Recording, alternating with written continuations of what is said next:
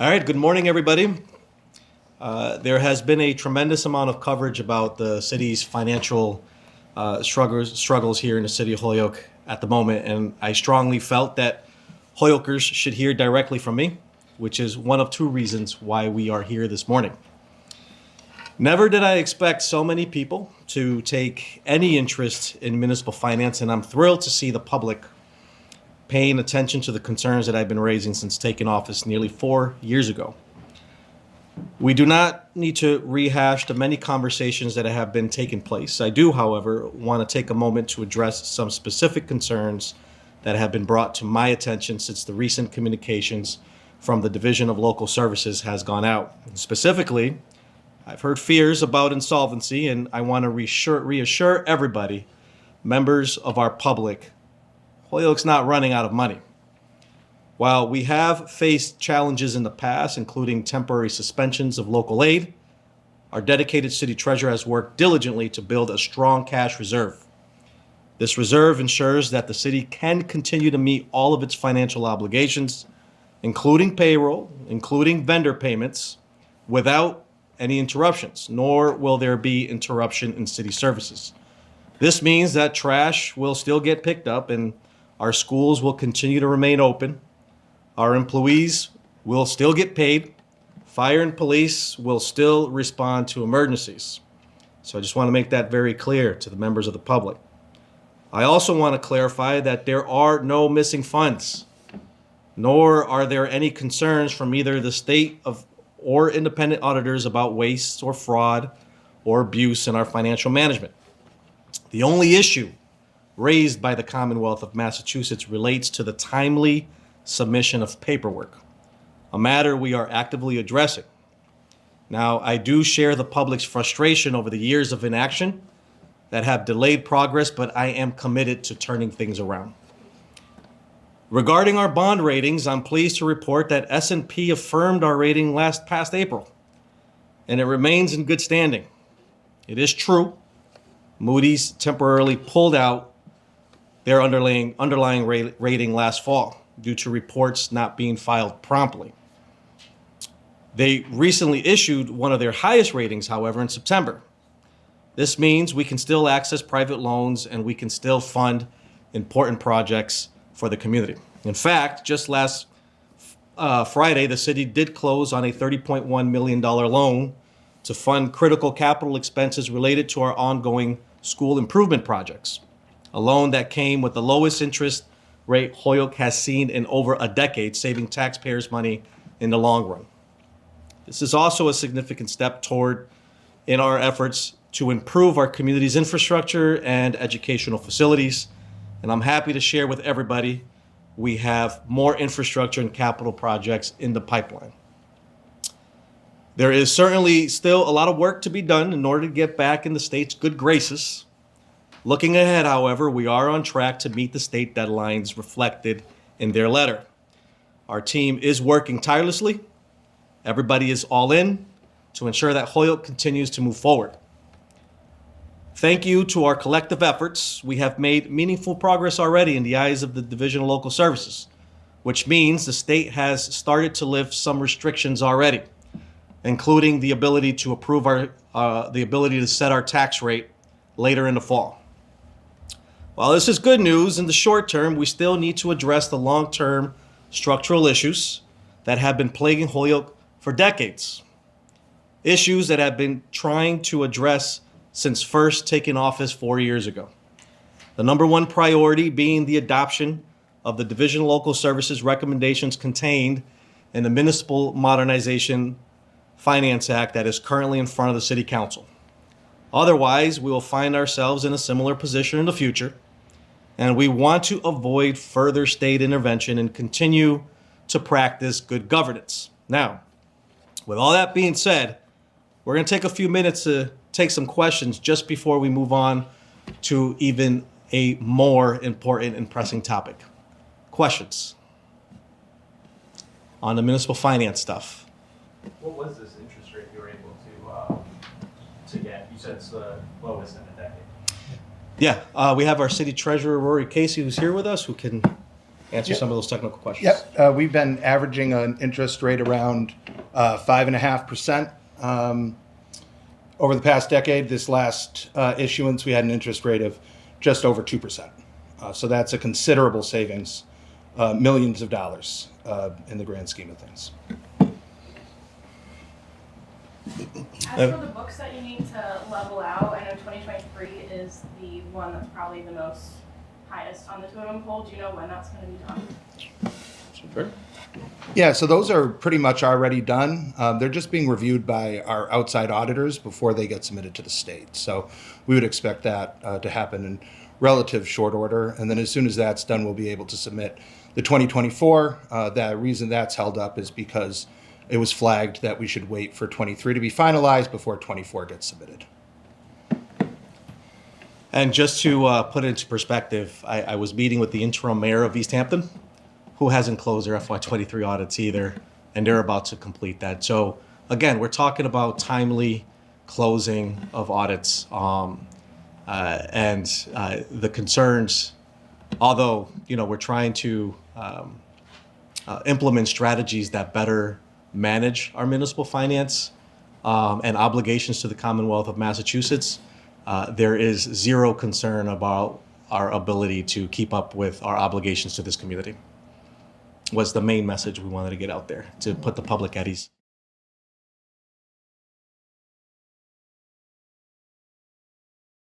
SNAP benefits, the federal government shutdown, and our community response. And I thank everybody that's behind me. This is our members of our community, obviously the chair of our finance committee and our council president, Tessa Murphy-Romboletti, chair of finance, Devine, are here with us. Thank you for coming out this morning. Our city treasurer, Rory, school superintendent, Anthony Soto, standing right behind me, our director of community development, Alicia Zoeller. We have our director of board of health, Tim Rivers, Laddy, who is our director of veterans services here in the city of Holyoke.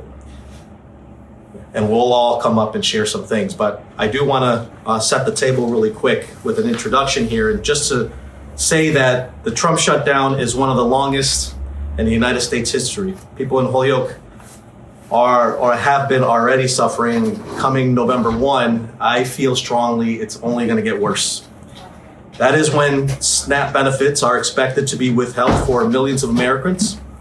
Now, I want folks to understand and make no mistake, President Trump is making a conscious decision to withhold reserve funds that were authorized by Congress and are available right now in an effort to get Congress to agree to slash healthcare benefits for children and seniors while making healthcare even more expensive for everybody. Trump's decision is resulting in over 1 million Massachusetts residents not knowing where their next meal might come from. Tens of thousands of our most vulnerable people, we're talking about seniors and children, who are going to be hungry. This has a tremendous impact on our local grocery store owners, as well as they can lose customers and revenue. Now, keep in mind, SNAP benefits are supplemental, which means recipients are working and just need an extra little bit of help.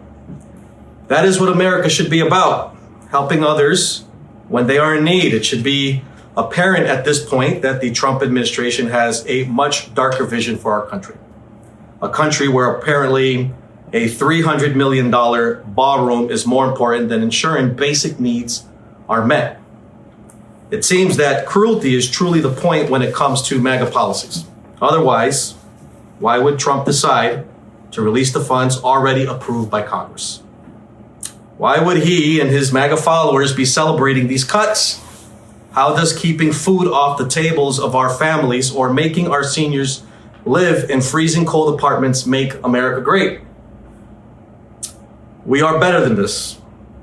Simply can't understand how we've reached to this point. But it's clear that this federal government is simply abandoning us. What this means is that social needs are going to be pushed down to local level, to our level. And as we have many times in the past, Holyoke will rise to the occasion. You see, what MAGA doesn't understand is that Hoyokers know how to meet the moment and come together as one community.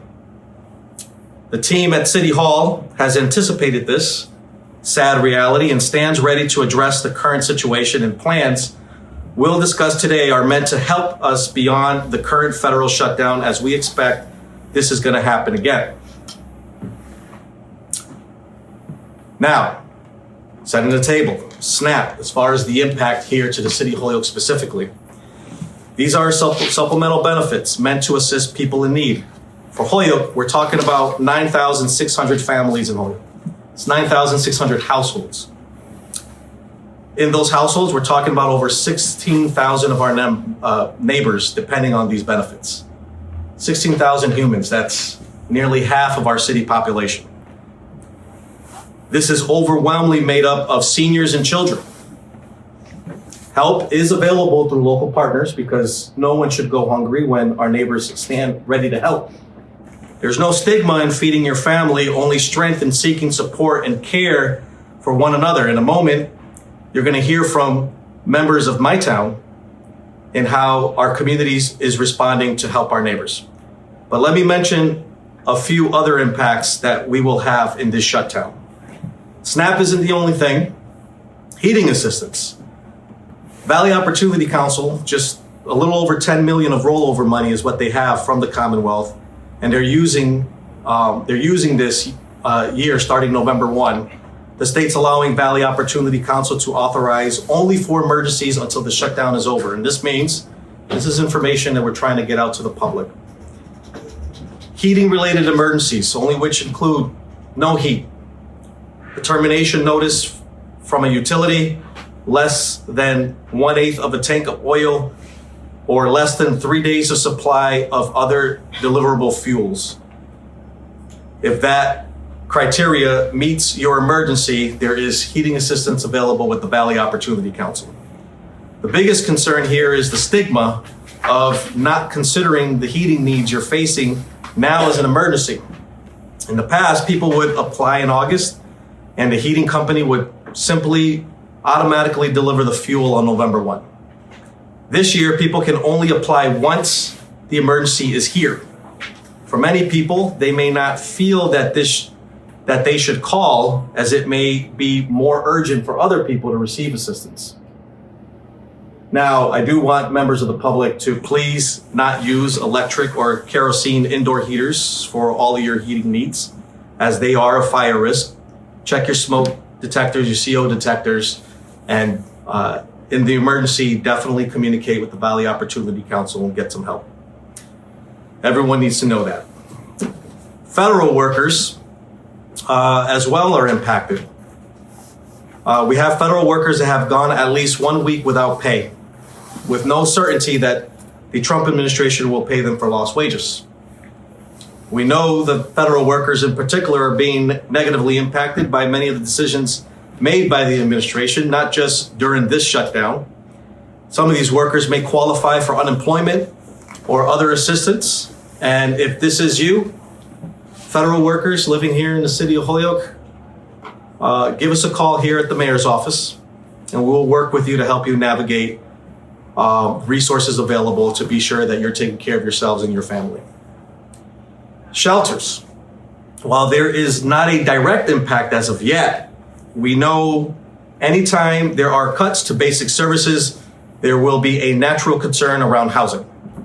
We expect to stand up temporary warming shelters as we have in the past, and we will be reaching out to our partners to identify additional resources, and we'll announce them when we have more information. You're going to hear a little bit about that from a team member behind me. If you find yourself in the position of deciding between paying your rents or paying for food, I want to encourage members of the public, pay your rent or your mortgage. Keep a roof over your family's heads is extremely important and critical. Emergency housing assistance is extremely limited, but food and fuel assistance is much easier to obtain than rental assistance at this time. And it pains me and it breaks my heart that I have to share this information, but it's just the reality of what we're dealing with.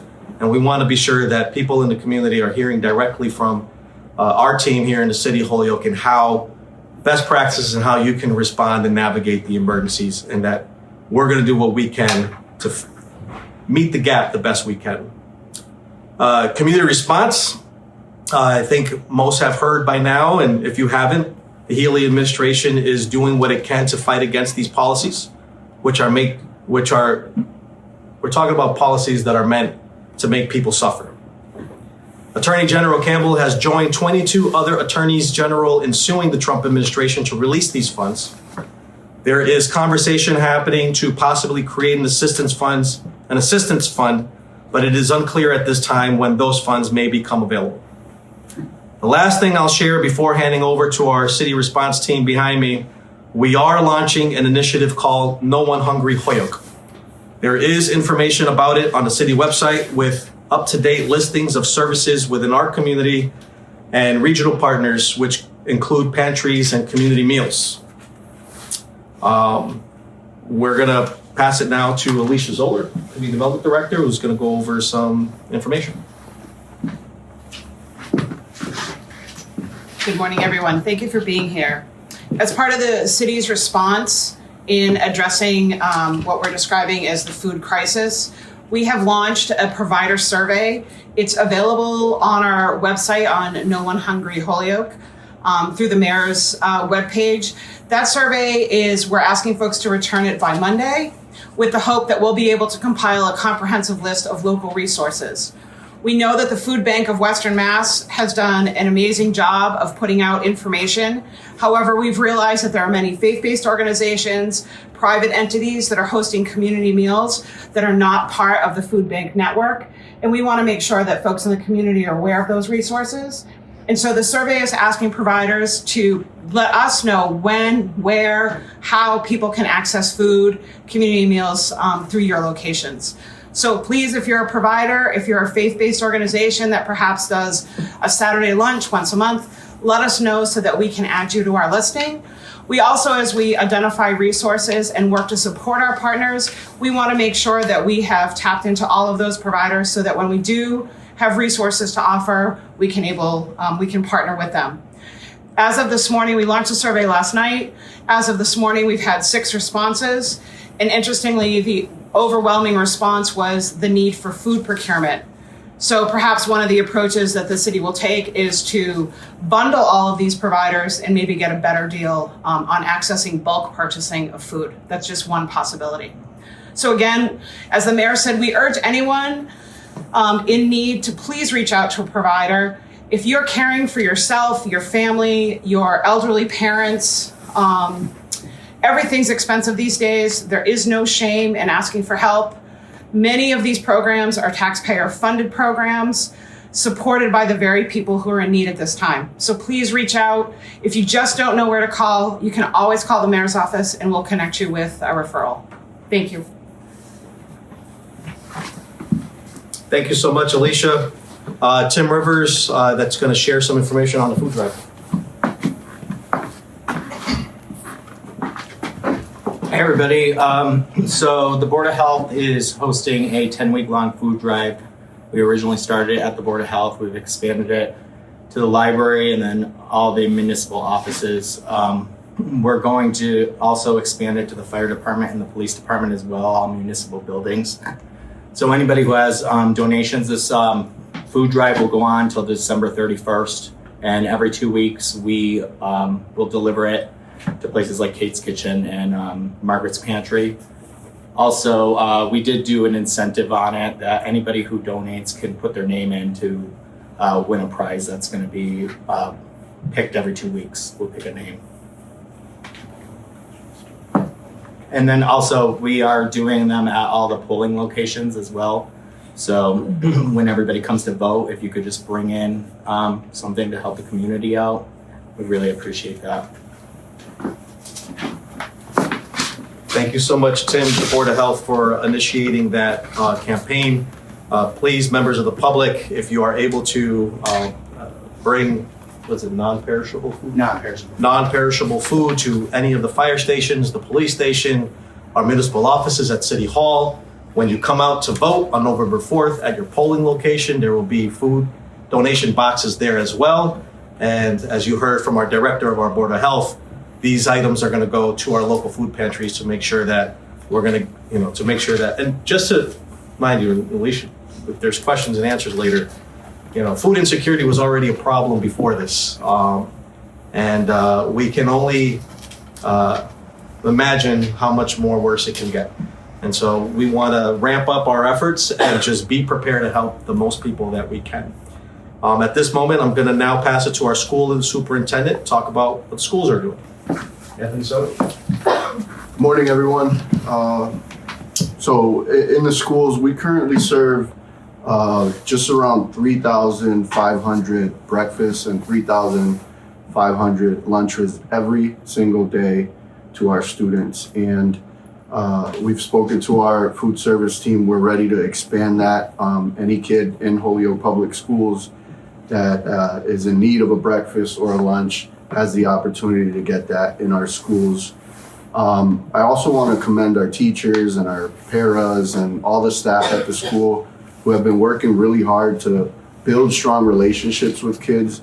We know that our staff get to know our kids, and when they are in need of support, they connect them with the right supports. We currently have a backpack program where just around under 300 kids are participating, and that involves filling a backpack with easy to prepare meals, and it goes home with those students every Friday. On long weekends, we adjust that schedule a little bit, but we have about 300 students that are participating in that backpack program.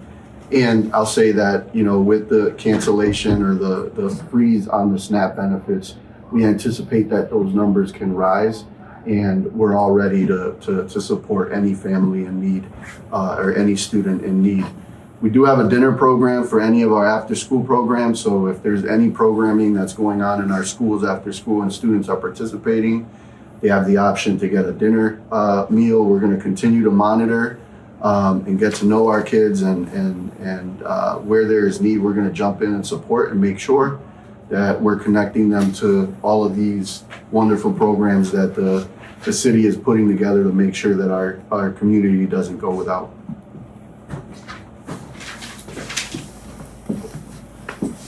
Thank you so much, Superintendent Soto. And, before I pass it to the next person, again, why have a press conference on this issue?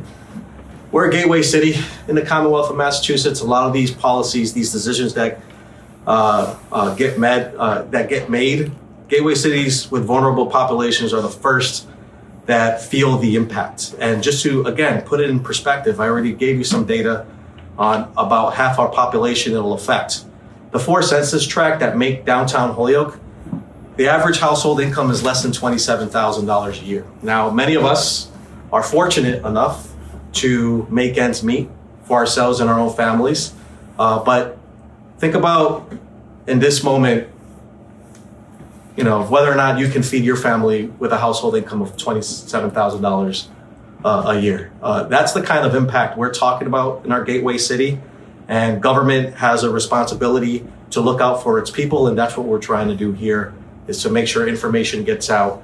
And for folks that are watching and the reporting that's going to get put out there, oftentimes people look at government, local government, and say, hey, what are you going to do about it? I'm looking out to members of our community, particularly those that are extremely fortunate. It's what we are going to do about it. Please help, step up, and let's work together to make sure that our neighbors are being taken care of, particularly those most vulnerable. I'm now this is going to be a playoff between me and the city treasurer. These are some other ideas and strategies we are pursuing. Mr. Treasurer, you want to just come up? Sure. Yeah, so one of the things that we intend to do is at the next city council meeting, introduce a series of orders. This is very similar to the mayor's Ezekiel plan from a number of years ago. What we want to do is we want to set up a special fund that will allow the city to respond to these crises as they continue to arise. As the mayor said, we expect these things to continue to happen under the Trump administration in the absence of the federal government in providing the resources that we've long expected. So to that end, the mayor will be putting forth a series of orders that will create a fund. We expect to put a transfer of around $100,000 just to start. We hope to grow that to over $1 million in short order. both between using earnings on interest, interest earnings, from some of our investment vehicles that we have in place, as well as private donations that we will be seeking. And so what this will allow is the city to have a fund, an emergency fund that we can tap into and respond. We still have to figure out exactly what the criteria would be, but the first step is actually having the money in the bank and the ability for the mayor and the city council, our partners at the city council, to be able to disperse these funds and help the very community members that we call our friends and neighbors. And before I pass it over to our Veterans Director, to that point, Mr. Treasurer and members of the public, government's designed so that no one person's in total power and control. So our system depends heavily on cooperation. This office working together with the city council to get that passed. And Ezekiel's plan didn't get passed. And so I would hope that there's a heightened sense of urgency on this, where members of the council will come around and support this effort so that we can show our community that their government cares about their safety and their family's safety when it comes to food insecurity and other potential impacts that might come down the pipeline. And so we'll see how that goes. And just stay tuned and follow that. Laddy, our Director of Veteran Services, you want to share a little bit on what we're doing for veterans? Certainly.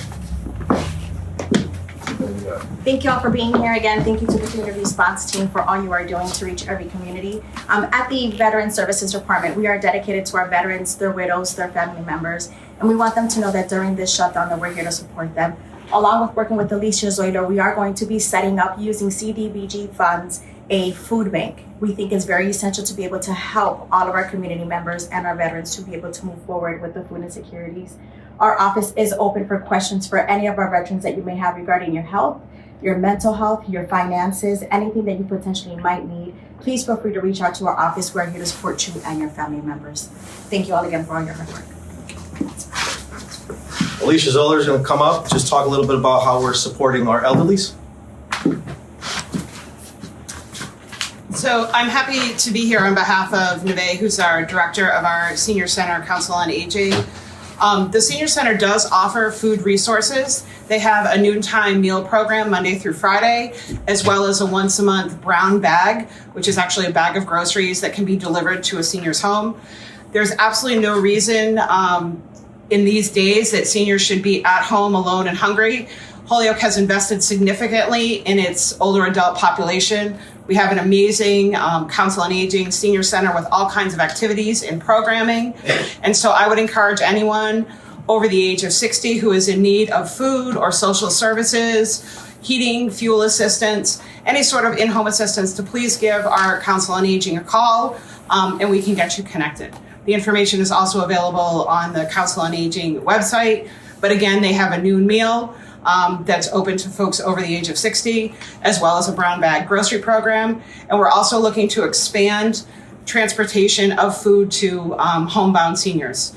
In addition, there are other providers, nonprofit providers here in the city who are providing servicing to older adults. And so we would encourage folks to please reach out. There's no reason to be at home cold and hungry, because the services are here, they're funded, and we're ready to serve the community. Thank you. And I'll end with, and we'll do questions. We're not perfect, but I'll tell you, we are damn near committed. We're going to do everything we can. We might stumble along the way. There will be some successes. There'll be other times where we might not be as successful, but I am very committed to make sure that we have cross coordination and as much collaboration as possible to be sure that we're ready to respond where it's needed. Because we're a compassionate city, we're committed to helping people. These people are our neighbors, and that's what we should be doing. But with that being said, questions? So I know you mentioned that this is a time you need a community to really step up. You mentioned donating non-perishables. Is there anything else people can do, either donating money or volunteering time if they can't afford that? Volunteers. Definitely volunteers. There will be, we are right now serving our local organizations. We're going to collect that data to understand more what the needs are and where we can be creative to offer help. Because I can tell you, we got a lot of great partners in our community that do incredible work in responding to community needs. And we try to partner and offer resources where we're able to. But these organizations rely heavily on volunteers, and from Enlace de Familias. What's our veteran friend who does meals for veterans every? So with Miss Gina at the St. Paul's Church. Gina, St. Paul's Church, any church for that matter. The Bethlehem Baptist Church organizes once a week or a couple times a week community luncheons and dinners for the community. There's opportunity to volunteer. And, there's always groups that come up with great ideas to contribute, and they organize their own initiatives, and that's always welcome too. So as far as the fun part, it's a good question where folks can donate. We might want to set something up, put that on our notes. Yeah, I think until we are able to set up the city fund right now, the best place to make a financial donation would be to the Food Bank of Western Mass. They are able to take $1 and stretch it in a way that you can't even imagine. That $1 can go and feed a family of 4 in a pretty amazing way. We've all worked very closely with the Food Bank of Western Massachusetts. It's a well-established organization. And if somebody is in the position right now to make a financial contribution, that would be the best place. There's certainly local organizations as well, such as Providence Ministries, that's always looking for financial support. They have a community kitchen that serves a meal 7 days a week. And they also provide take home for folks to make sure they have a warm meal at home, in addition to providing food shares through Margaret's Pantry. So I would say one of those 2 organizations would be your best bet for financial contribution at this time. Thanks, Rory. Sorry, I have one more question actually. Yeah. Speaking of Providence Ministries, could this have any impacts on the warming shelters, or do you think you might anticipate having more with heating assistance or anything like that? That's a great question. So the funding that we are anticipating using for this year's warming shelter is in the city, is in place, and we will be executing a contract momentarily with Providence Ministries for this year's. One of our other local large partners, CHD, has applied for a substantial grant to the state to expand their unsheltered services here in Holyoke, including a warming center and emergency shelter beds for over the winter. And we expect to hear about that grant, that funding opportunity within a week or so. So we are building out capacity with the funds that we have access to. And again, as the mayor had said, we anticipated some of these shifts from the federal government and have been discussing it in-house for several months now. So we're prepared. So if I can piggyback regarding the Providence Ministry, our War Memorial Commission at the War Memorial Building this past week made a 120 item donation of blankets, sheets, and pillows, preempting the weather changes. So at the War Memorial Commission, we did make a donation to the Providence Ministry. We are working on receiving other blankets to be able to donate, to be able to help with those efforts during the climate change. Thanks, Laddy. Any questions? So Ezekiel's plan was made after it was a bad tragedy, didn't get passed. How do you, with the budget tight and the council gridlock, how do you express urgency to your opposition on the council that this is important? That's a really good question. As far as the budget's concerned,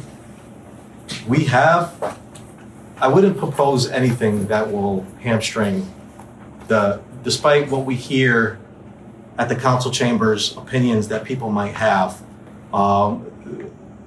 things that we present is just priority. And we wouldn't present anything that is unfeasible or anything that we can't do. And so there is opportunity. It's just what's the appetite from the city, members of the council that's willing to come forward and support something like Ezekiel's plan or something that we bring forward. It's such a great question. I'm going to do what I continue to do. I'll express my urgency and meet one-on-one and explain how important, share pros and cons, and try to address concerns.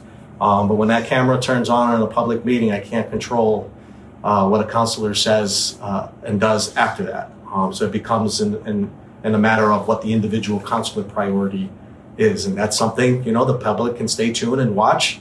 And coming election time, you can decide how you want to cast your vote. Any other questions? I know it was a very short period of time. I thank you guys so much. I'm sure there's other emergencies happening around the region, but again, thank you for making time to participate at this press conference. I've tried to be as transparent as possible, good or bad. You can always reach out if you want a straightforward answer from me on any concern. Certainly, at minimum, I just want the public to know as far as finances is concerned, it's not the end of the world here. And also, as far as this is concerned, we have neighbors. There's an impact. Government is designed to address impacts and help people, and that's what the City of Holyoke is going to do. Thank you.